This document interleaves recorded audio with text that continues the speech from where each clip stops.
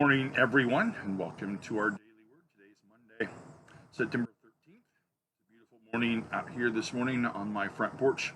I have a busy day today, have a graveside service today, and a couple of meetings today. And so you can see I have my shirt and tie on today. But glad you could join me. Hope you had a great weekend. We had a very busy weekend. We had a wedding on Saturday, which was a lot of fun.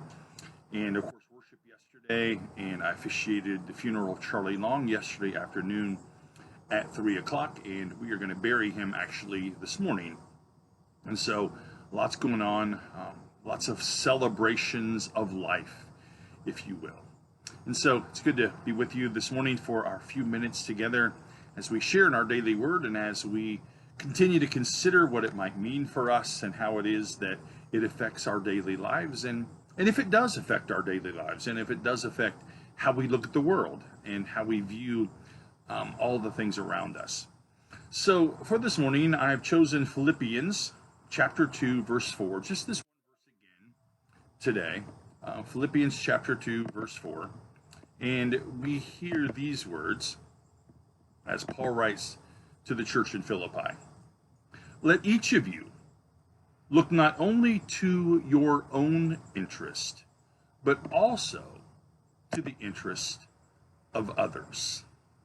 We have hanging on the wall in a hallway by our bathroom and in where our extended kitchen part is, we have some family pictures hanging there. And they're big canvas family pictures. And they're rather old. We need new ones taken, actually.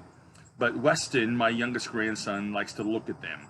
And he likes to point out who's there. Papa, Mama, Mommy, Daddy, Mindy, Dustin, Carter. He knows everybody's name. And he loves pointing at that. And he'll go through it again and again and again. And it always thrills my heart, of course, when he says, Papa, Papa, Papa. We have those. I'm sure you have those same family pictures, right? And when you get a family picture taken, one of the things that we often do is once we get a proof back or we see the final product is we find ourselves, right? We find ourselves in the picture and we say, are my eyes closed? Am I smiling? Does my hair look nice? Is my tie straight? We are, our own worst critics in all of that. We are often occupied by the question, do I look good enough in this picture?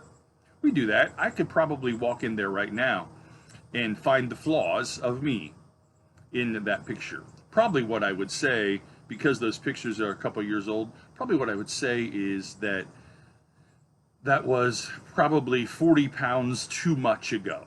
And I was weighing way too much. It's probably what I would say about myself. One of the things that we do, though, and one of the things that it seems to me that we are caught up in our world right now, and maybe it's always been the case, I don't know, is that we have this perspective that gravitates us toward our own self-focus. If we're blinking, if our hair's out of place, we want the picture retaken.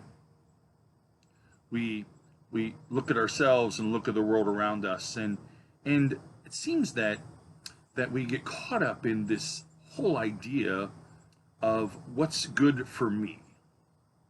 And we often say, it's an old saying, right? What's good for the goose is good for the gander, right? We have that old saying. And we often even get caught up in the idea, the perception, if you will, of karma. I frankly don't believe in karma.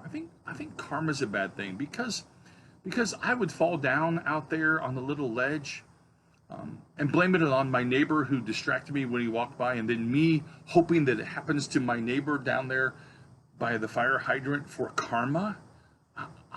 Frankly, friends, I don't live like that, and I can't see that. I think that's a horrible way to think about life, that karma's going to get you, and that we just wish that on someone else.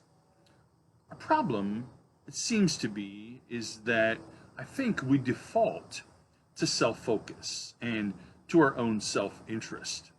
Now, I've been talking about this for a while, and I was thinking about this early this morning. I've been awake since probably 4 o'clock, I think, today. I've been thinking about this and this idea of what Paul has to say. Let each of you look not only to his own interest, but also the interest of others. I asked myself the question really early this morning. Is this just my dream? Is it a pipe dream? And am I just so out of touch with reality that I've just lost all sense of perspective?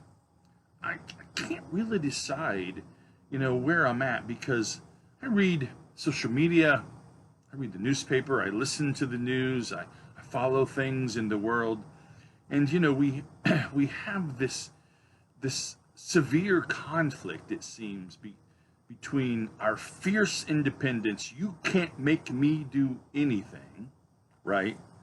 You can't tell me what to do. And this idea of what it means to look out for each other. I talked about it yesterday. We talked a bit about in worship the anniversary of 9/11. And after 9/11, there was this resurgence of hometown kind of thing, if you will. There was the idea that we could stand out in the front yard and talk to our neighbors again. There was this idea that we would share our lives with each other in new ways, and that we would somehow become better because of what happened to us. And I contend, and I said it yesterday and I contend today, that didn't last long. It didn't last long at all. We quickly went back to our own selfish nature. And it's really where we are now. We have a hard time looking out to the interests of others because we're so consumed by the fact that we're right. That whatever stance we've taken about COVID or economy or politics or vaccines or whatever it is, whether my grass is green or brown, we are so sure that we're right, it seems, that we've forgotten this scripture. We look very easily to our own self-interest. And Paul says we have to look also to the interest of others. So I wonder what that would mean for us in our society if we looked beyond our own self-interest and looked to the interest of others. We have to look, I think, what it requires of us is to look at the whole picture, to not just be entrenched in the fact that no matter what, we are right. I had this conversation with a person the other day, and we were talking about where we are in life and we were talking about politics a little bit. And I said, and we were talking about all kinds of things. And she said to me, Jim, why is it like it is? I said, because the problem is, at least in my mind, one of the problems is that we had this rather long 5 or 6 minute conversation about it. I said, what we have forgotten how to do is to talk. We don't talk it out. We don't hear each other's opinions. We don't find common ground. Instead, and especially politically, and especially when it comes to mandates and vaccines and and whether we believe COVID is real or not, we haven't talked about it. We've just become entrenched in our own self-interest. And I think that's defeating us. I think that's what's pushing us farther and farther away from us. When we look at the whole picture, when we begin to talk to each other, when we begin to find our common ground, what that does for us is begins then to shift our perspective from our own self-interest to seeking the best for others. Now, it doesn't mean our interests aren't important. Don't hear me wrong. I didn't say that.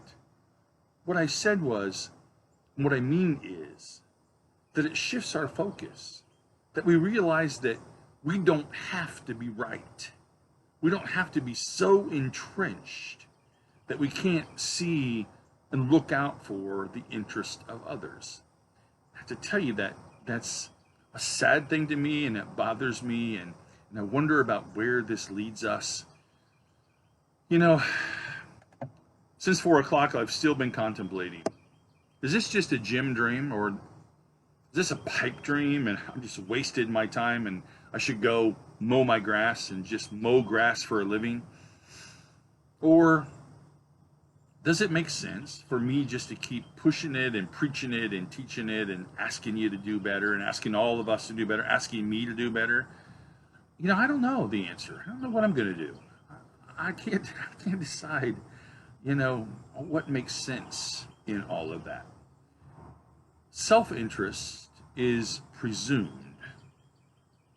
The world is bigger than just me and my own self-interest. When I can discover the interest of my neighbor, when I can discover the interest of the person walking down the street, when I can discover the interest of my physical therapist or those I encounter, it's then that I think we live out the call that Paul says, let each of you look not only to their own interest, but also to the interest of others. So I'm going to contemplate what it is that makes sense for me in all of this. And hopefully this word speaks to us today as we live our lives. So enjoy the day. Have a busy day. Hope you'll enjoy the beauty of this day. Know of God's love that surrounds you. Know of my love for all of you. And I look forward to seeing you tomorrow morning at 10 o'clock. Have a great day, my friends.